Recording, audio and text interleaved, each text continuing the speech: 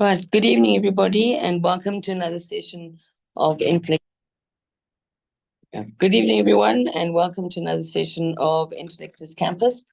And tonight, our focus as part of our Cancer Month is on integrative oncology and also trying to explain the differences between functional medicine, integrative medicine, allopathic medicine, because a lot of people are confused about this. Now, I just want to confirm, Pride, can you hear me? Yes, we can hear you. Perfect. I'm getting an echo.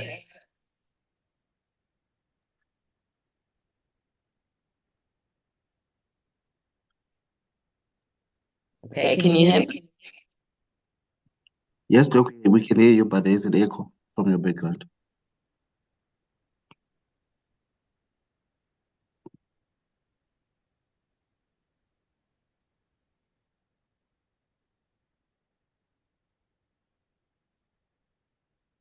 I'm just trying to fix it.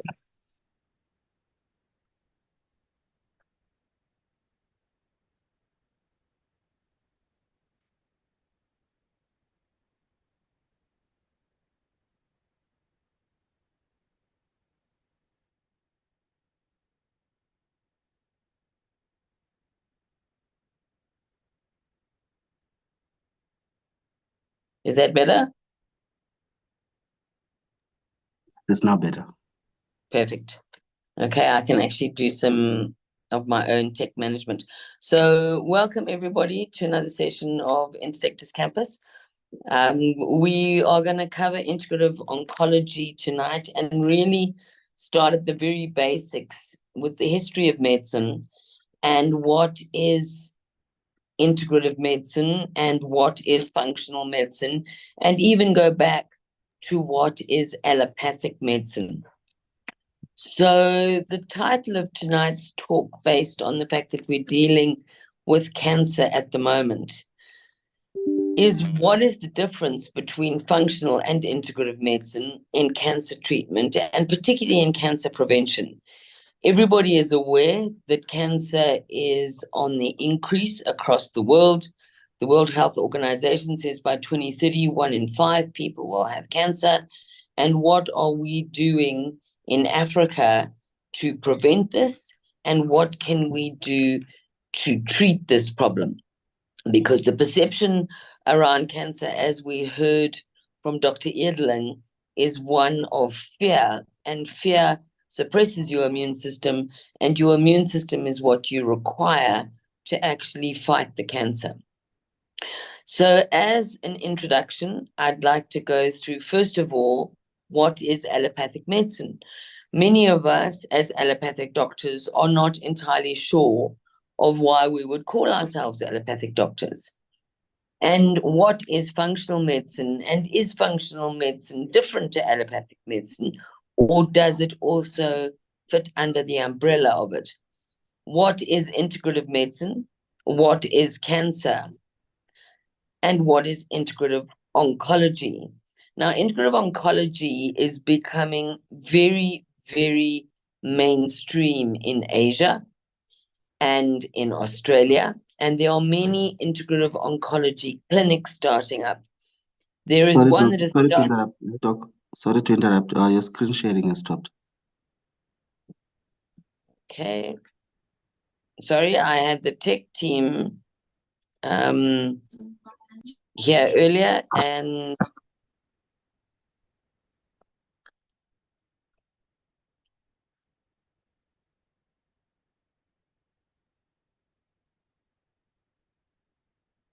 can you see that now? Yes, it's now visible. This is what happens when people fix your computer. That's what they were doing this afternoon, and they haven't fixed it at all. So let me go back to the differences. So let's start going through what is allopathic medicine, what is functional medicine, what is integrative medicine, what is cancer, and what is integrative oncology. Integrative oncology, as I said, is becoming huge all over the world, and we are certainly going to be looking at introducing integrative oncology into Harare, and I'll explain a little bit about it to the people that are on the call, because I think that it is going to become mainstream. So the first question is, what is allopathic medicine? Now, allopathy originates from the Greek word allos, which means other, and pathia, which means to suffer. And the word implies that the medical treatment or the medicinal treatment should produce the opposite effect of the disease or of suffering.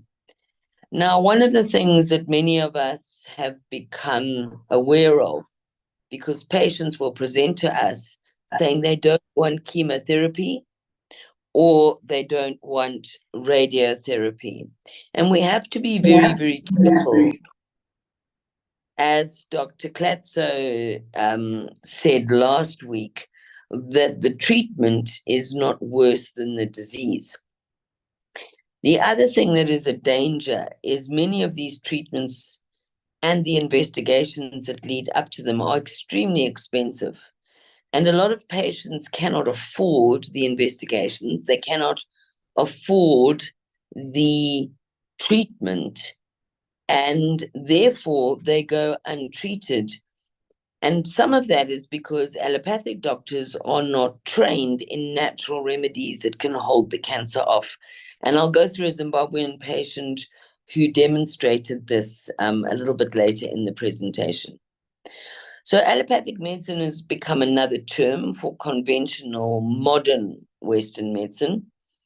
And especially over the last 4 years, I think we've all noticed that modern doesn't necessarily mean better. Modern often means that you see people sitting in front of screens all day, not exercising, living very high stress lifestyles, eating very badly because they eat on the run. And as a result, a lot of what modern Western medicine is treating is modern dysfunctional lifestyle. And we really need to look at why Africa has done so well, and I'll show you that a little bit later.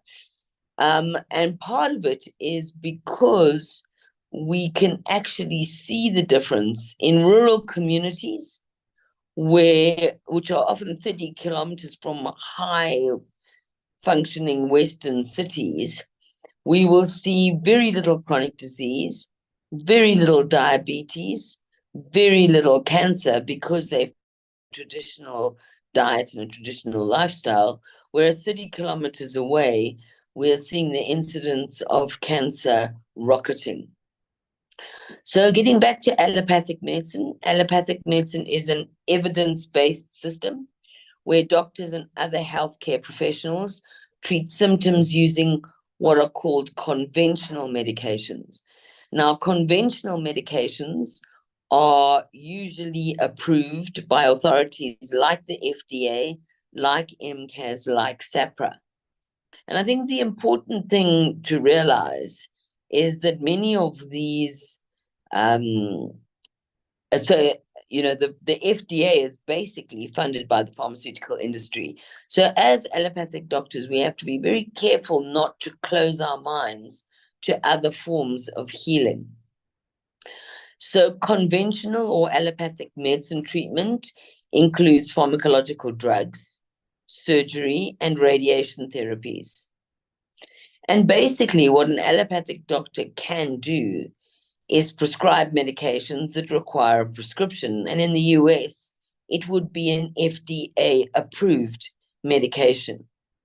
And for those of us who are in allopathic medicine, we would have to realize that we are actually limiting ourselves, particularly in the environments in which we live, because effectively the FDA regulates SAPRA and the MCAS associations. And as a result, we can be anti-colonial if we choose to be, but effectively we are practicing a form of medicine that is imposed on us by our drug administrators who report to the FDA. So I just want to put that out there as a bit of constructive controversy so that people actually start thinking about whether modern is actually better, because certainly our statistics suggest that modern may not be ideal. So let's get back to what is functional medicine.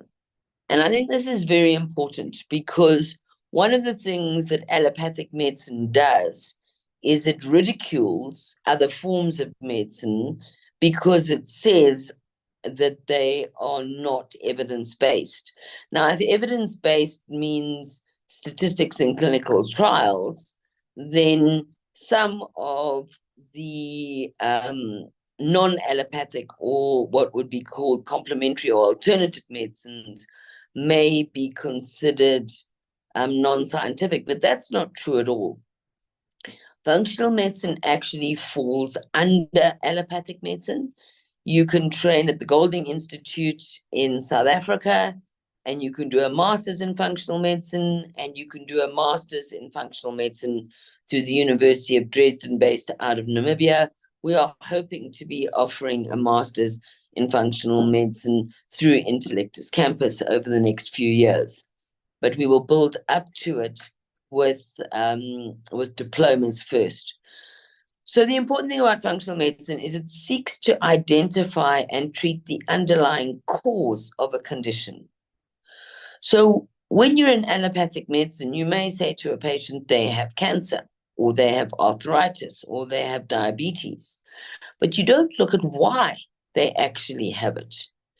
And so I like this picture because the leaves on the tree are obvious, but if you don't know what the roots are, then your treatment is very often simply a Band-Aid. And if we look at the root of cancer, autoimmune disease, diabetes, arthritis, heart disease, and obesity, we usually see inflammation. And the root causes of many of this pandemic of chronic disease that we're seeing. So at the moment, in the US, 1 in 4 people have one chronic disease, and 6 out of 10 people have 2 or more chronic diseases. And they're being treated with a lot of pharmaceutical drugs, but none of them are addressing the root cause, which on this slide, the second one for me is really important, which is inflammatory imbalances. Now, functional medicine recognizes that one condition may have many causes. So a patient who has a cancer diagnosis might have been living a very high-stress lifestyle, drinking too much, smoking too much, eating a lot of processed food, spending time indoors, not getting vitamin D supplementation, not getting vitamin C because they're eating poorly.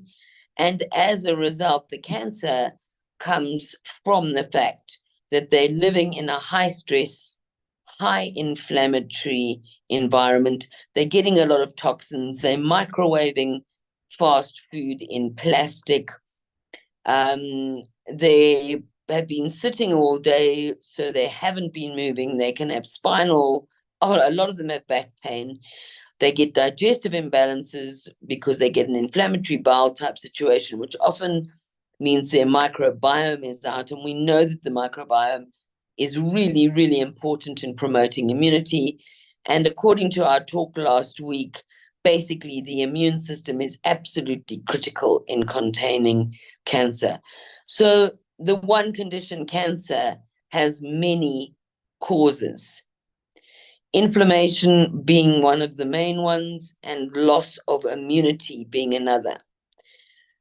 In addition, one cause may result in many conditions. So a patient who has HIV may develop an opportunistic infection such as TB. They may be put on ARVs that cause obesity. They may end up with cancer, including Kaposi sarcoma, but there's a single cause. And if you treat that single cause, or the multiple causes, you may contain the disease. Now, I had a conversation a little bit earlier this afternoon with somebody who's very interested in integrative oncology based out of Malaysia, and they're certainly looking at investing here.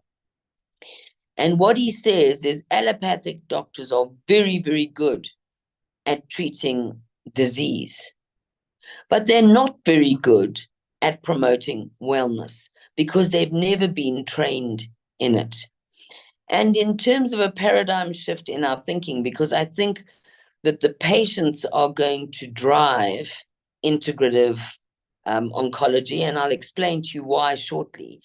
But I really do think that we have to start looking at root cause analysis of disease and get to the basic cause of a lot of the problems that we are seeing.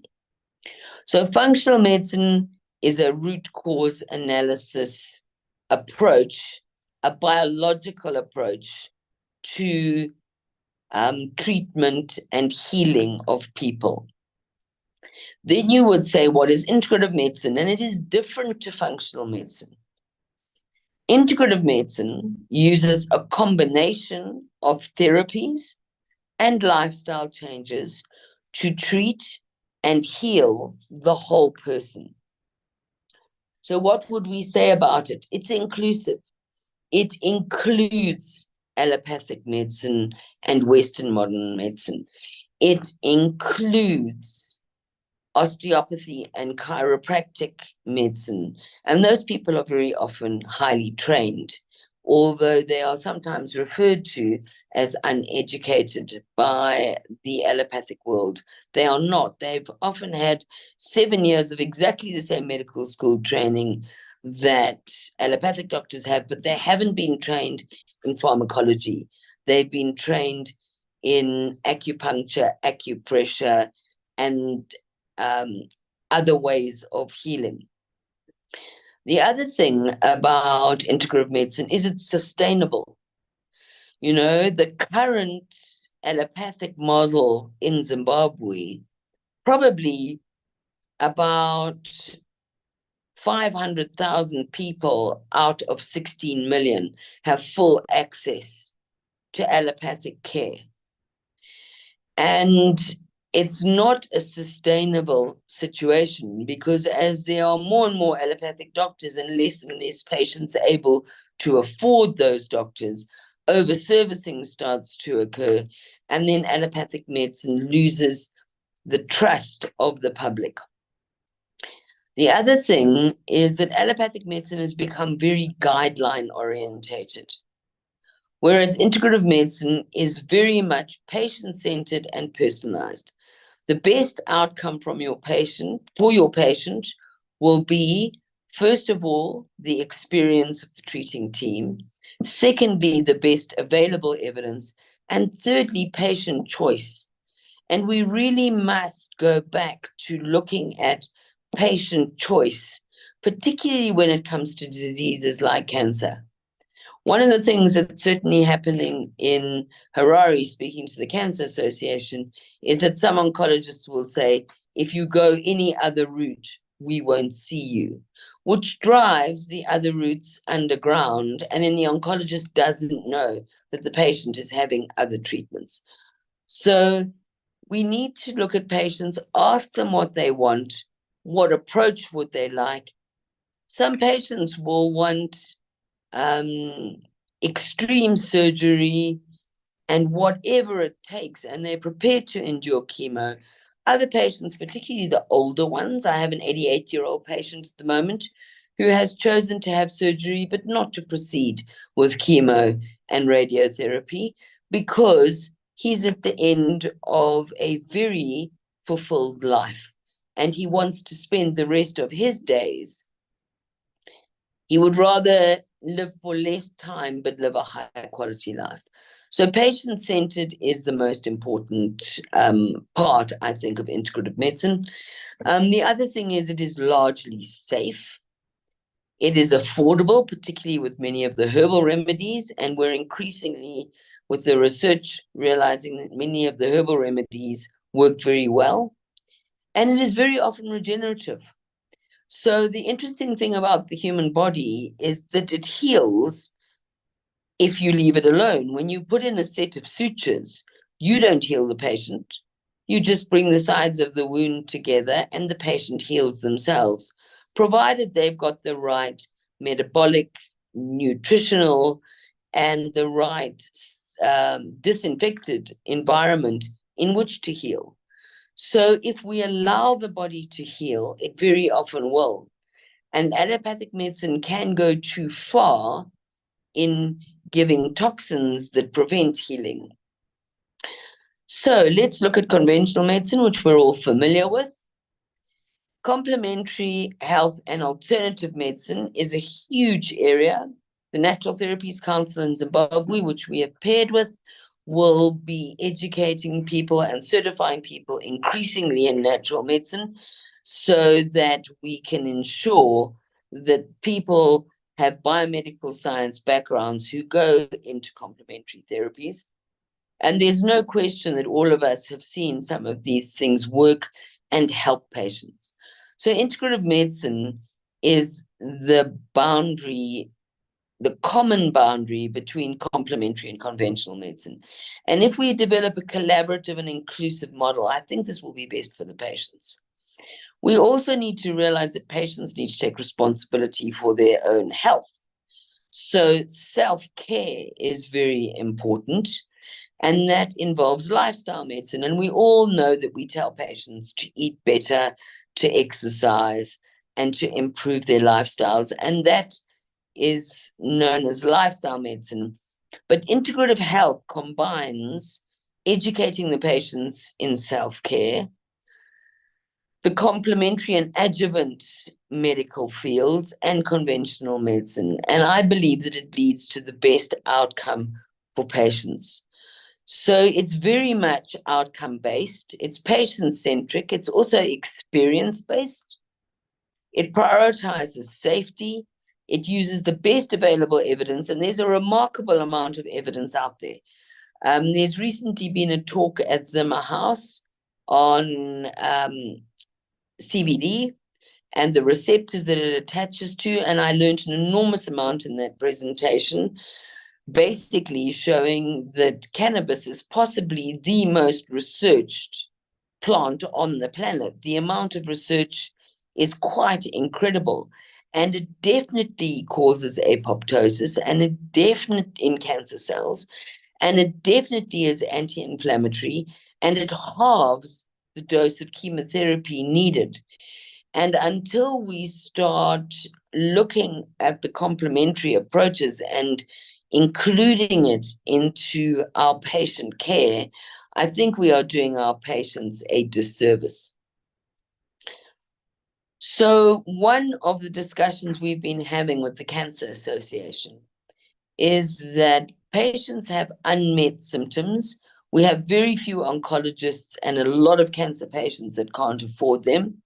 The state hospital is unable to care for many of these patients. And so the patients have a desire for a holistic health approach. And they seek out complementary and alternative medicines, which are becoming better regulated as we go along. But when a patient uses complementary and alternative medicines instead of conventional cancer treatments, we know it can have negative impact on clinical outcomes and patient survival. So patients will very often present with a stage 4 cancer because they've been consulting with a herbalist on their own, or a traditional healer on their own, or somebody who does some other form of healing. But if all those people were working together, the outcome for the patient would be very different. And it works both ways. A lot of people come to people who are offering complementary medicine when they've exhausted the allopathic route instead of using them both together.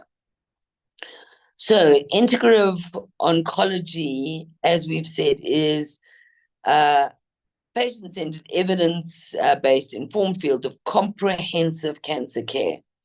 And it includes mind-body practices. We heard from Dr. Edeling at the beginning of the month of how dangerous it is to live in a very high fear environment with suppressing your immune system. The mind and the body are the same, and we have to be very careful not to put our patients into a state of fear.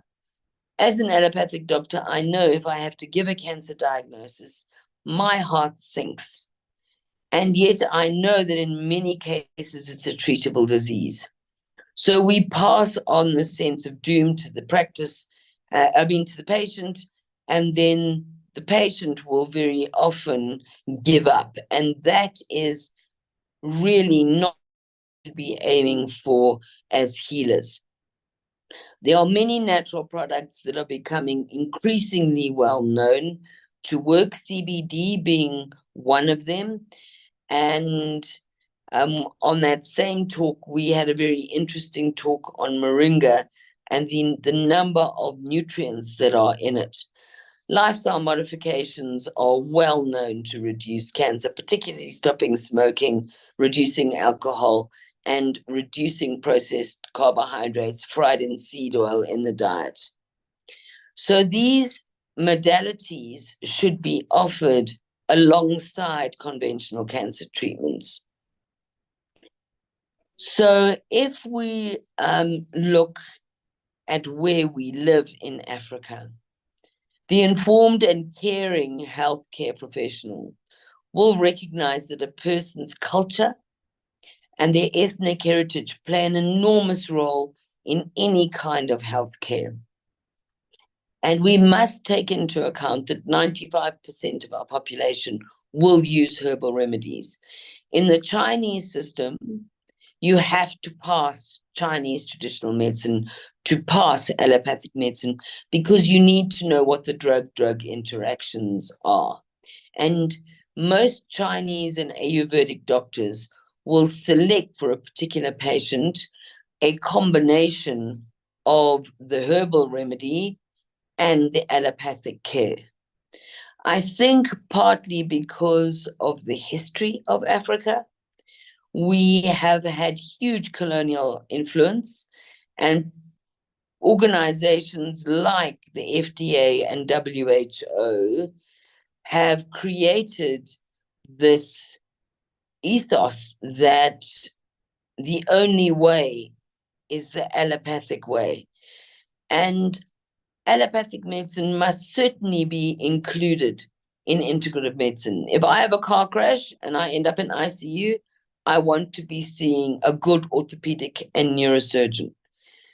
At the same time, if I've got chronic fatigue syndrome, or I've got insomnia, or I've got a chronic arthritis, maybe CBD might have less side effects and be safer than the allopathic route. And we also need to look at the attitude towards illness and the fear that surrounds illness. So the two areas in which allopathic medicine is becoming known to cause more harm than good are oncology and also in psychiatry. And I think that if we start embracing what the patients are looking for, doctors will actually be able to deliver better care, but they will also be in higher demand. When I was working in Australia once, I started training in integrative health. My waiting time went to 6 weeks from 3 days. So we mustn't underestimate that the patients want this and that we should really train in it so that we understand what does and does not work, and we genuinely look at the evidence behind many of these practices without the influence of organizations like the FDA. So going back to the drivers of cancer, because that's our topic. At the end of this talk, I will circulate the drivers of cancer, a talk given by Dr. Martin Wucher. And one of the things that Dr. Wucher talks about is one of the drivers of cancer is the fear of the diagnosis. And cancer becomes synonymous with death, which is simply not true. We know that the global cancer burden is growing. We know there's a mounting need for services. The WHO forecasts a 47% increase in cancer cases. And in Australia, they are saying that 1 in 2 Australians will be diagnosed with cancer by the age of 85. Now, these are statistics that instill us with fear. But in fact, most cancers are preventable. And right now in Australia, probably 10 million people are living with cancer for 5 years before they even get diagnosed. Everybody in this call is making a cancer cell, but the immune system contains it with the help of their diet. So we need to remove this fear. Now, increasingly, it's been proven that cancer is an environmental disease. It was thought that it was a genetic disease. Dr. Wucha has shown us very clear evidence that if you take a cancer nucleus and put it in a normal cell, then the cell doesn't become cancerous. If you take a normal nucleus and put it into a cancerous cell, then you get cancer. So it seems to be the mitochondria and the mitochondrial DNA in particular that is driving cancer. Dr. Marek, who's presenting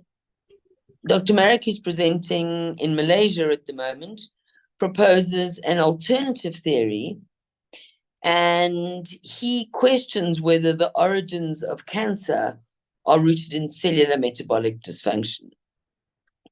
So if we rethink cancer as a metabolic disorder, it becomes a lot less complicated to envision how we might treat it. And I really would recommend that people look up Dr. Marek.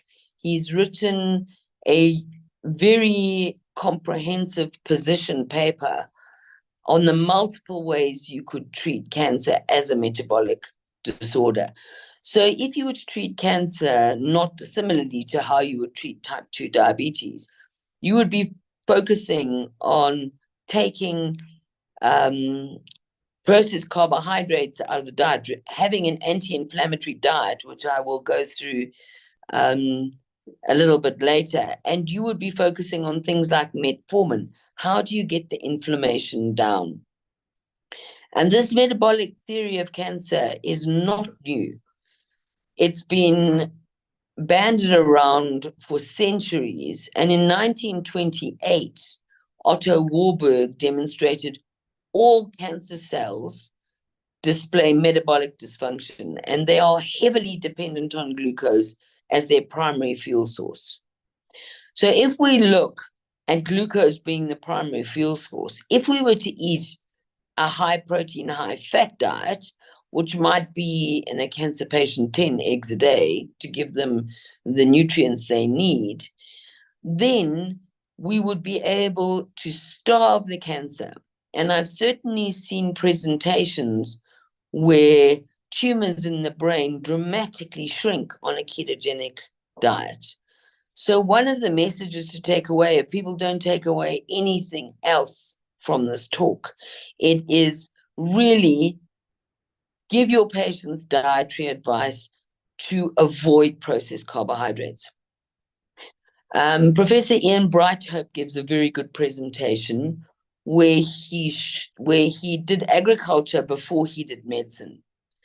And when he was working with animals in the agricultural world, when an animal was sick, it was given the best possible nutrients in its diet. It was heavily supplemented with vitamins and given every chance it could to survive. Whereas in an oncology ward, patients are given jelly and ice cream because it's easy to swallow, because they've had difficulty with the chemo or the radiotherapy affecting their gut. So really, if you do have cancer patients, please emphasize to them. One of the things that a colleague of mine who's had great success with a few cancer patients advises people is if they really are having difficulty swallowing and difficulty eating, look at eating eggs. Eggs are a whole food. An egg makes a chick. So if your patient can only eat scrambled eggs, for 4 weeks, then get them to do that rather than feed them foods that are very high in processed carbohydrates. Some patients will go on to a porridge diet and the jelly and ice cream concept. And what they don't realize is they're actually fueling the cancer. So if you know that glucose fuels cancer, don't advise your patient to eat a diet and then drink Coca-Cola on top of it. So the rogue cancer cells, which he describes, can employ their mitochondria as power plants for energy production. And this also makes the cancer vulnerable because you can deprive cancer of glucose. A ketogenic diet, which eliminates all processed carbohydrates, will basically result in your brain and your body running in ketosis. And when you are using ketone bodies, you are burning fat, and cancer cannot survive in that environment.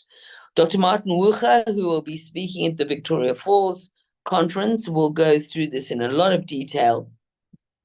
And he basically says that in cancer, cells revert to ancient single-cell behavior for survival. And this process is driven by toxic stress, which emanates from our modern environment. And he's not just referring to emotional stress. He's referring to pollution. He's referring to plastics. He's referring to many other toxins in our environment, and particularly the very high processed food diet.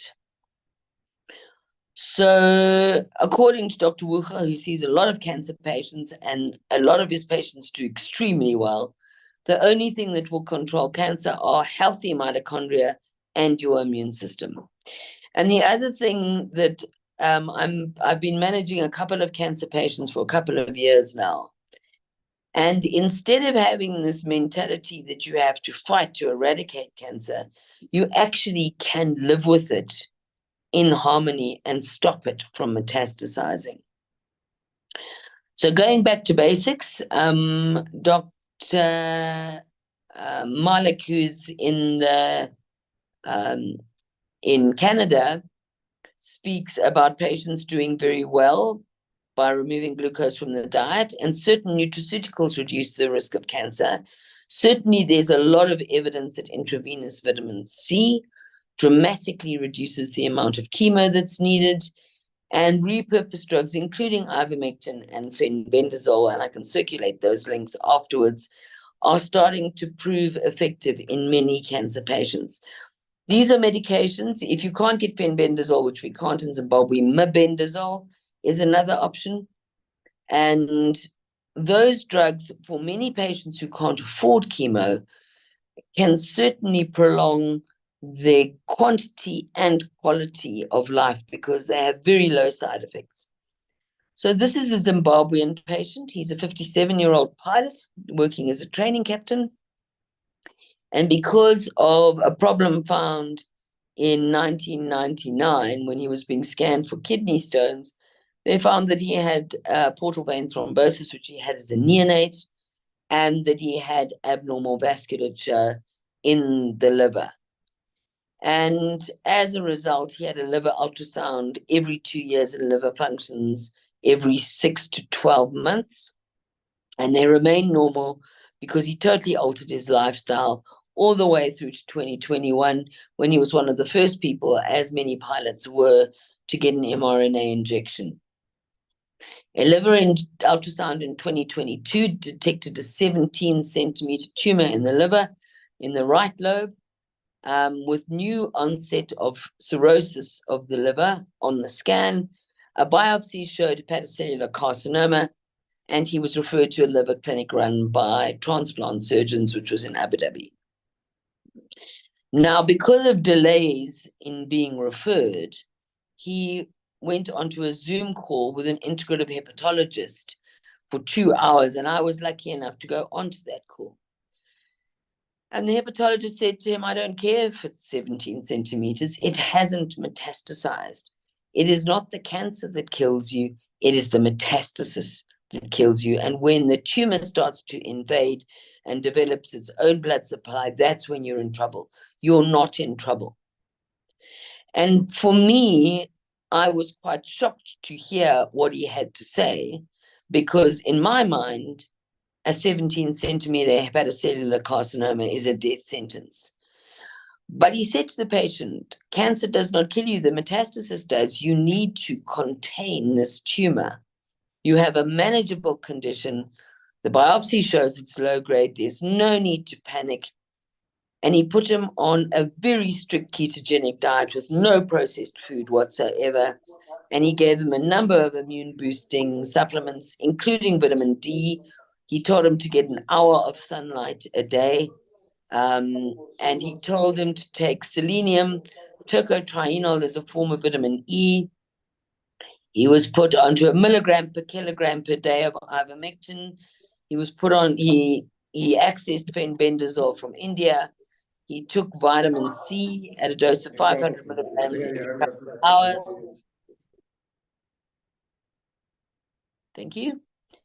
And he was booked for targeted treatment, which was to be embolization of the source of the tumor, because the liver surgeons were, because of COVID, he wasn't able to access them. And what they decided to do was something called tear. So they went in via the femoral artery, and they got to the source of the tumor, the blood supply that was accessing the tumor, and they were able to embolize it. But before they embolized it, they scanned him. And the tumor had shrunk to 3 centimeters before the embolization. So in 6 weeks, he went from a 17-centimeter tumor to a 3-centimeter tumor. And that was based on a very, very strict ketogenic diet, eating whole food, eating organic food. The Gaitner protocol involves ivermectin and fenbendazole, and he went on to selenium and tocotrienol at high doses. Now, yes, he is a case of one, but there are many, many such cases described. And if you look up the Gaitner protocol, it is certainly well described. And there are multiple ways. Pride, please remove unmuted people from the call. Thank you. So there are many, many cases where we have seen patients improve dramatically when we totally remove processed carbs and when we apply some of these protocols.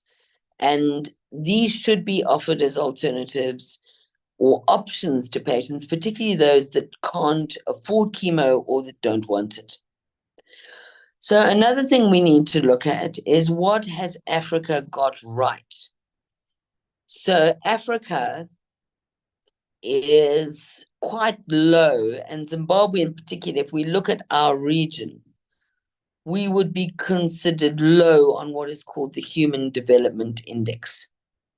And that just basically means we have a fairly unsophisticated and what the West might call a primitive lifestyle.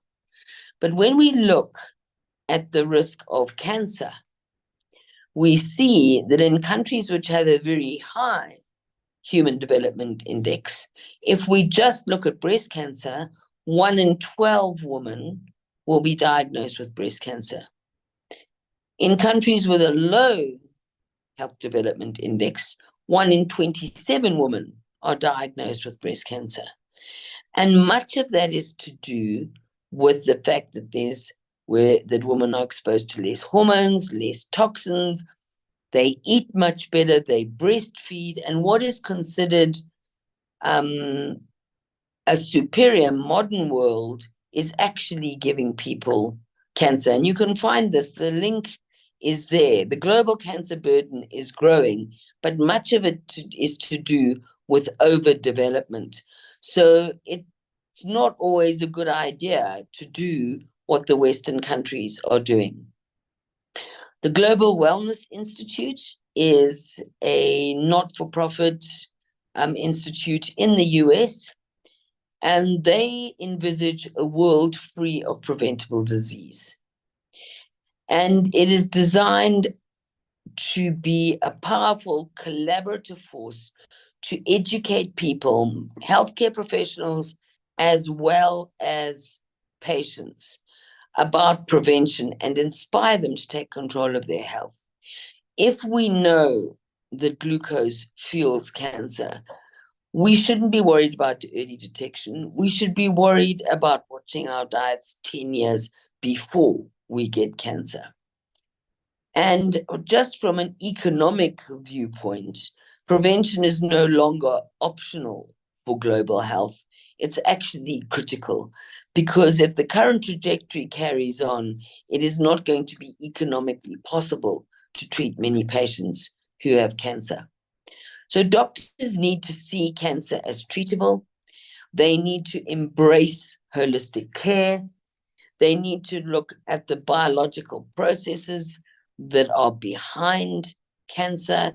If you understand what cancer's fuels are, if you understand what cancer is driven by, you can stop those things all the way from glucose, all the way through to getting patients to get out of a fear-bound state. From a psychological point of view, the initial diagnosis and how it's given will often determine how well a patient does. And we must enter these situations with as positive an attitude as possible. And if the patient can't afford the expensive scans and the expensive chemo, we can at least tell them that if they live in a rural area and they've got chickens, they need to live on a diet based on eggs and raw food, and that we can advise them that CBD will certainly slow the progression of it. And if they spend an hour a day in the sun and they get their vitamin D levels up, they will boost their immune system and they will have a much better chance of preventing it from metastasizing and killing them. The social connections are very important, and connectivity and people who have support on a spiritual level often have much better outcomes, and the life they do live with cancer is a lot better for the time that they have. But instead of having this doom and gloom attitude, we need to really, as doctors say, there's a lot that can be done. And there's many safe things that can be tried. Even in the allopathic world, there's hormone therapy, surgery, chemotherapy, bone marrow transplantation, immunotherapy, which is expensive. But another form of immunotherapy that we can give in Africa is simply to boost our patients' immune systems with vitamin C, zinc, and vitamin D. And going forward, we need to be much more prevention orientated as healthcare professionals. Cancer is a preventable illness. And if you know what the drivers of cancer are, you can stop those drivers by eliminating them from your life as a healthcare professional, which is a stressful life, and from the lives of your patients. And an ounce of prevention is worth a pound of cure. So in Victoria Falls, we will be presenting a whole new paradigm for chronic disease and cancer. We'll highlight the current trends in healthcare and chronic disease, which in highly developed countries is going in a skyrocketing trend upwards. And there's no way that economically countries will be able to cope with 6 out of 10 people having 2 chronic diseases, and with the cancer burden that looks like it's coming. We have to look at ways of managing and preventing cancer that are safe and natural.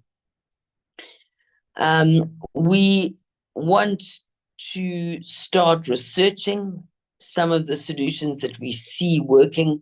We need to motivate people towards better healthcare choices, and we need to empower our patients to become involved in their own health and well-being, and introduce practical solutions for normal people. We do know that if we look at chronic disease, it's a major problem. When people have had spike protein introduced to them either through having COVID or through some of the genetic injections, we know that we double their chance of chronic disease. And then the tip of the iceberg that comes out of that is cancer. Cancer is the tip of the iceberg in terms of the metabolic dysfunction that is happening globally. And in terms of cancer support programs, we're going to discuss something similar to the Friendship Bench, where people become cancer coaches. They go to families and they tell them how to manage cancers. So with Intellectus Campus going forward with integrative oncology, our objectives will be twofold. One will be to deliver patient care at a National Institute of Integrative Medicine to cancer patients and their families. We'll use an online platform, face-to-face consults. And while patients are waiting for their oncology appointment, at least they're able to do something to minimize the progression. And we need to train healthcare workers as well in integrative oncology and comprehensive cancer care. And with that, I'm aware of the time. I've only got 8 minutes left for questions. So I'm going to stop sharing and see, and let's see. I'm going to have a look at the chat and just check whether there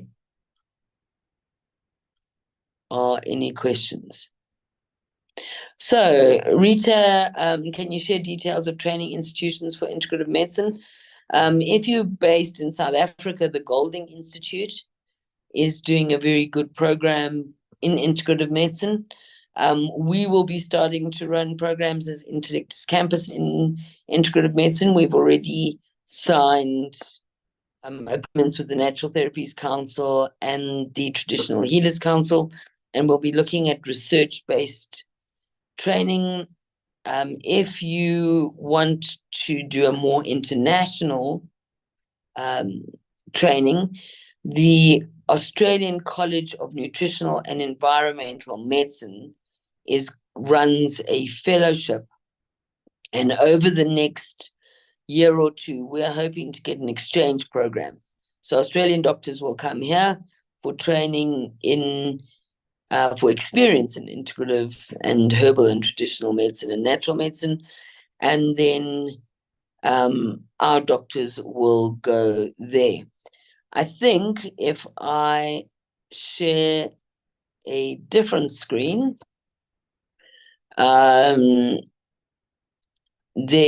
Australians have been doing this for 40 years. So rather than reinventing the wheel with integrative medicine, we can do exactly what the Australians have done. And what the Australians have done is focused on healthy aging, which a small proportion of the population are actually following, but those that do it very well. And they focus on maintaining functional ability, which is the capability to do what you have reason to value into older age. I've dealt with the difference between functional and environmental medicine. And in Australia, the structure from the bottom is they have a National Institute of Integrative Medicine in Melbourne, and they have the training for that is the College of Nutritional and Environmental Medicine, and it trains medical practitioners and others in integrative health. And then there is an Academy of Anti-Aging Medicine that includes all medical disciplines, including allopathic and aesthetic medicine, which will have members and fellows. So we're hoping to emulate the A5M model, which is to provide healthcare practitioners with the highest standard of education and training in preventative medicine and disease management to promote healthy aging and provide better patient outcomes. I'm going to flick through those slides. There's the potential to start an A7M, which would be an Afro-Australasian Academy of Anti-Aging Medicine and Aesthetic Medicine. And in that, we would incorporate the Australian allopathic integrative medicine model, potentially with Ayurvedic and African herbal and traditional medicine. And then with time, we would have courses, certificates, diplomas. And then certainly the University of Great Zimbabwe is doing biomedical degrees and medical degrees that incorporate herbal medicine into the allopathic program. And then if we were to have an African College of Nutritional and Environmental Medicine, that would train healthcare practitioners in integrative medicine. I'll flick through these slides, but nutritional and environmental medicine really looks at the interaction of nutritional and environmental factors with human biochemistry and physiology. And it's looking at your root cause analysis. If you look at ACNIM, they have 16 training modules, of which 5 are compulsory for your fellowship, but each module carries its own accreditation. So I really would, if you can, and you're wanting to train, and look at the ACNIM modules first. And if we partner with them, we will be changing some of their, we'll be modifying their structure to our own environment. So I think it's exciting times in terms of that kind of training. So I'll just stop sharing there. Can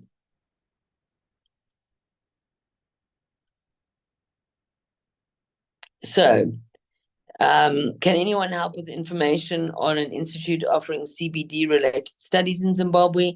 Yes, the Zimbabwe, it's ZIHT.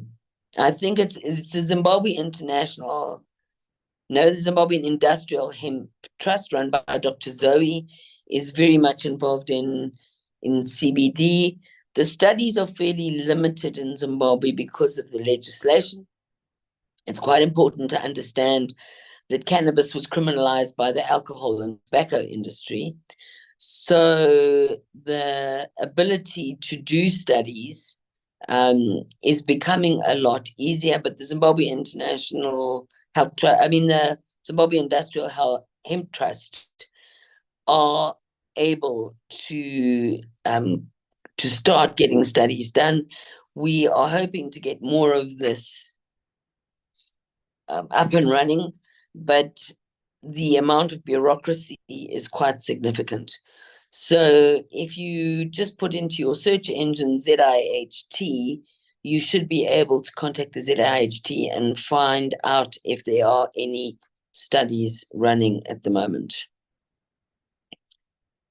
I'm scrolling through the chat.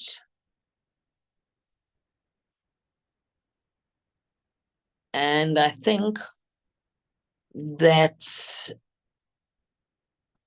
all the questions. Does anybody want to raise a hand or ask any other questions about integrative or functional medicine?